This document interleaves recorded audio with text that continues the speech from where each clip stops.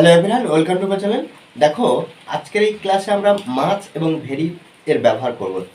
Spoken ইংলিশের ক্ষেত্রে নিজে থেকে লেখার ক্ষেত্রে আমরা মাছ এবং ভেরি ব্যবহার করি, হ্যাঁ, কিন্তু কোনো কোনো ক্ষেত্রে আমাদের সমস্যা হয়ে থাকে যে কীভাবে ব্যবহার করব, এর অর্থ কীভাবে প্রযোজ্য হবে কোথায়, এই জিনিসগুলো নিয়ে আমাদের মাঝে মাঝে নানান রকম সমস্যা হতে থাকে।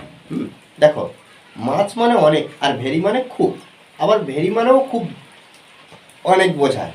এই যেমন ভেরি গুড গার্ল, খুব ভালো মেয়ে বা অনেক ভালো মেয়ে, এরকম আমি ব্যবহার করি। মাছ মানে আমরা জানি অনেক, কিন্তু দুটোর অর্থ মাঝে মাঝে একই পজিশন চলে আসে, তখন আমরা কিভাবে ব্যবহার করব, এর এই যে কনফিউশন, এটা দূর করার জন্য অবশ্যই এই ক্লাসটা করা প্রয়োজন।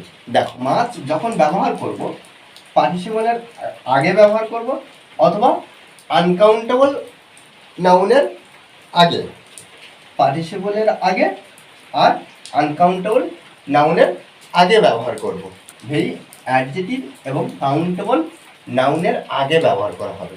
যেমন এটা কি বললাম যে মাছ কখন ব্যবহার হবে, বাক্যের মধ্যে যখন পার্টিসিপল থাকবে তার আগে ব্যবহার করতে হবে, আর আনকাউন্টেবল নাউন্সের আগে ব্যবহার করতে হবে। আর এখানে কি অ্যাডজেটিভের আগে ভেরি ব্যবহার করবো, আর কাউন্টেবল নাউনের আগেও ভেরি ব্যবহার করবো।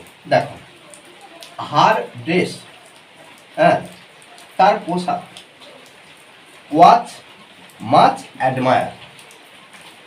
তাহলে এখানে মাছ অনেক,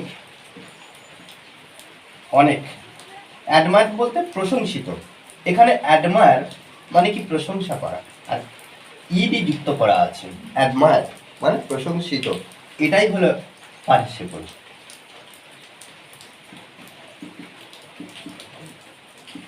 এটা হলো পার্টিসিপল। তারপর দেখো, এই যে এখানে there is much salt in this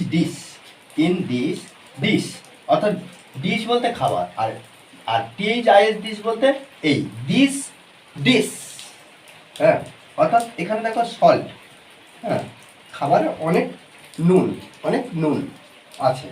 এখানে এই যে সল্ট কি গোনা যায়?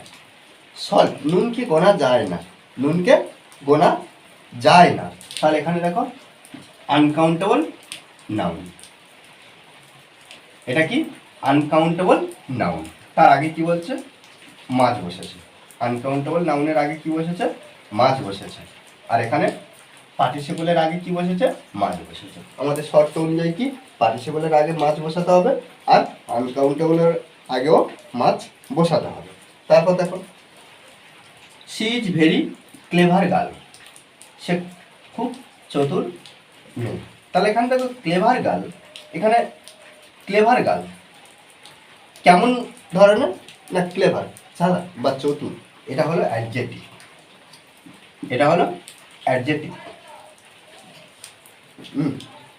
ক্লেভার বলতে চতুর, ক্লেভার গার্ল। আচ্ছা, এই ক্লেভার গার্লকে আমরা তো গুনতে পারবো, এটাকে কাউন্টেবলও নাউন বলতে পারি, কাউন্টেবল নাউনও বলতে পারি।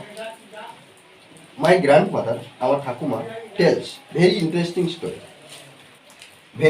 ইন্টারেস্টিং স্টোরি, খুব আকর্ষণীয় গল্প বললেন।